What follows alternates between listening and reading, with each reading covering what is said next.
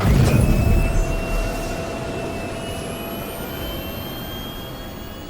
systems online.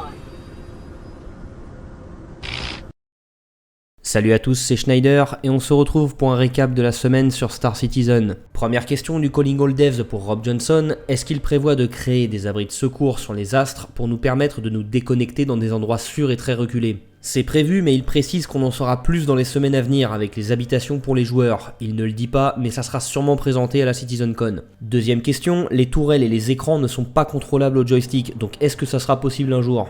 Ils veulent que toutes les fonctionnalités prévues marchent d'abord au clavier et à la souris, car tout le monde en a. Les utilisateurs de joystick ne sont pas oubliés, mais c'est clairement pas leur priorité pour l'instant. Troisième question pour Mark Abent, le verrouillage des vaisseaux marche mal, et quand on se défend contre les voleurs, c'est nous qui sommes pénalisés, donc comment il prévoit de corriger ça ? Mark n'a pas dit comment ni quand ils pourront le faire, mais quand ils auront fini d'améliorer le système de groupe, de réputation et de permission au sein des vaisseaux, ils savent déjà comment ils s'y prendront pour corriger ce problème dont ils sont conscients. Mais rien ne sera fait tant que ces éléments-là ne seront pas finis. Dernière question très intéressante pour Luke Presley, quand les planètes tourneront autour de leurs étoiles, comment ils prévoient de faire pour que les stations spatiales entre les planètes restent à leur place ? C'est simple, ils le feront pas et vont procéder de façon plus intelligente en utilisant les points de Lagrange. Si vous êtes branché astronomie, vous savez probablement déjà ce que c'est. Pour les autres, lorsqu'un astre est en orbite autour d'un autre astre, on va trouver 5 points dans l'espace où leurs champs de gravité vont s'équilibrer, si on peut dire ça comme ça, et où un objet de masse négligeable pourra être placé sans perturber le mouvement des deux astres précédents, et même suivre le mouvement de l'astre en orbite. Donc on trouvera bien des stations entre les orbites de chaque planète, mais elles resteront inertes, tandis que les stations au point de Lagrange suivront les astres en orbite et offriront des checkpoints suffisamment nombreux pour être faciles à atteindre. Parenthèse spéculation, si un jour tout ça devient fonctionnel, vous pouvez être sûr que l'activité de pirate consistera en partie à analyser les meilleures routes du système entre chaque station et chaque astre pour tendre des embuscades.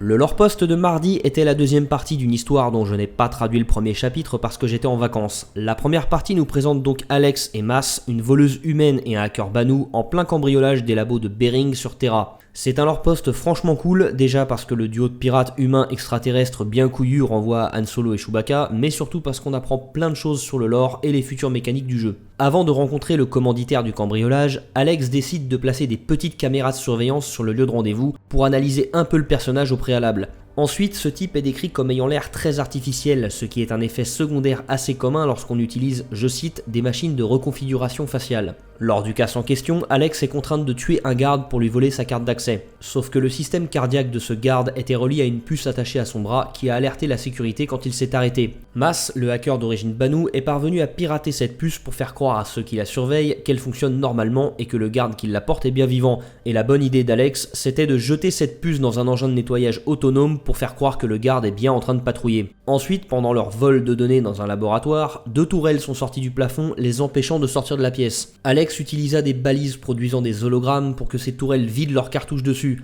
Enfin, durant leur fuite à pied, elle utilisa un scanner pour ne pas tomber sur des barrages de police, et durant leur fuite en vol, ils utilisèrent un outil de falsification de leur signature radar pour s'échapper. Dans la deuxième partie, les deux compères sont parvenus à fuir jusque dans l'espace Banu, dans le système Bacchus. Alex se dit étonné de l'ampleur de la traque dont ils font l'objet.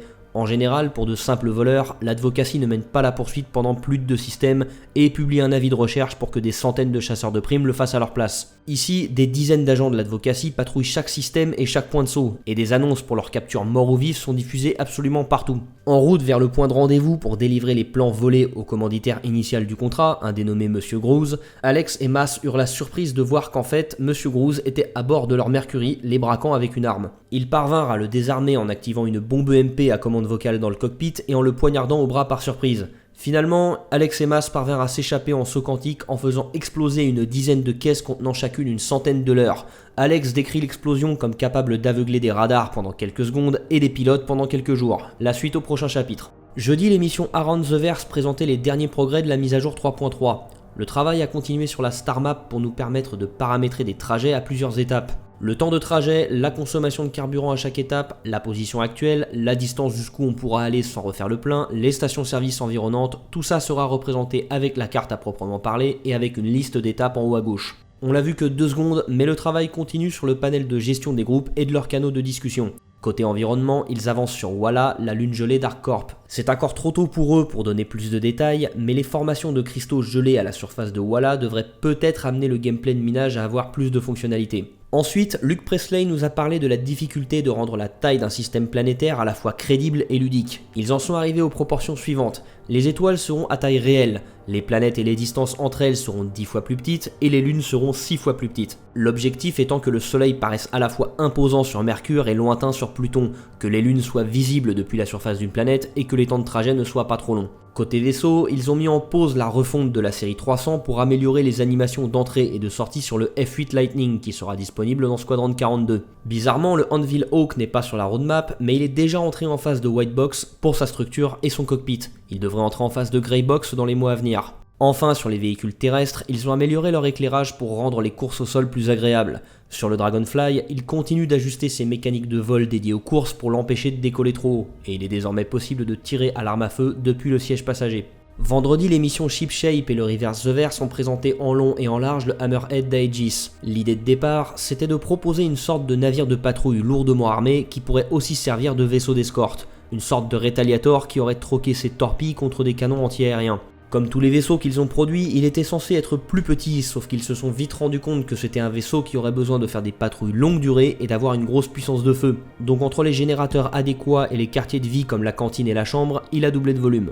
La production de ce vaisseau a été exceptionnellement rapide car beaucoup d'éléments ont été repris du Javelin et de l'Idris, comme les couloirs, certaines portes, certaines teintes et beaucoup de modèles 3D des quartiers de vie. Ils ont surtout changé l'éclairage, les couleurs et la saleté des textures pour lui donner une esthétique plus militaire et usée. Beaucoup de ces pièces sont en revanche des créations originales, comme la salle des machines ou la soute à marchandises. Niveau puissance de feu, on aura 6 tourelles ayant chacune 4 canons de taille 4. Vous pourrez automatiser l'utilisation de seulement 2 de ces tourelles et le pilote ne pourra pas non plus toutes les contrôler, donc un équipage complet sera nécessaire pour bénéficier d'une puissance de feu maximum. Ces tourelles seront assez particulières puisqu'elles pourront pratiquement viser dans toutes les directions. L'arme de base sera le Rhino de Clausen Werner, mais ils s'attendent à ce que les joueurs utilisent aussi des armes balistiques. Selon les développeurs, le point faible du Hammerhead se situera à l'arrière, où les tourelles auront un angle mort. De plus, ça sera un vaisseau assez lent, à peu près autant que le Starfarer, et encore plus lent en atmosphère. Donc même s'il sera certainement dévastateur sur des installations au sol, un chasseur bien armé dans ses 6 heures lui fera énormément de dégâts.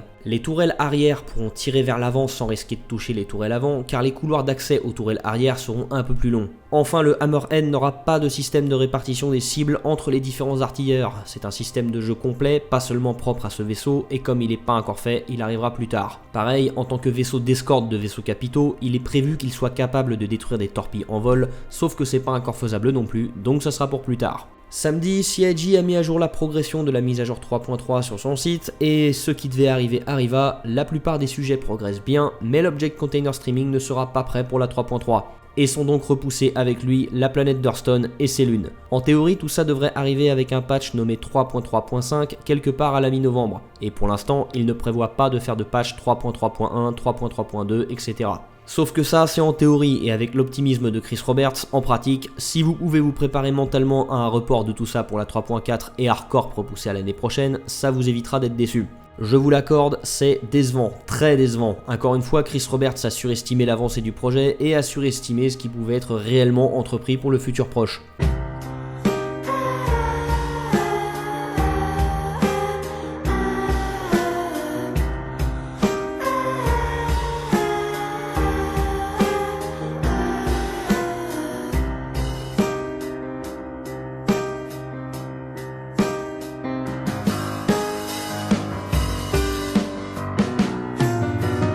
Mais on constate quand même du mieux au fil du temps. Pour rappel, l'année dernière à la même date, la dernière mise à jour en date était la 2.6. Le jeu n'avait pas eu de grosses mises à jour depuis 9 mois et c'était le brouillard complet sur quand allait réellement sortir la 3.0. Maintenant, grâce au Delta Patcher et au rythme de sortie trimestriel, il y a toujours des reports très agaçants, mais on a quand même des mises à jour et on passera pas des semestres entiers sans rien. C'est la fin de cette vidéo, j'espère qu'elle vous a plu. Sur ce, je vous dis à dimanche prochain et d'ici là, portez-vous bien citoyens.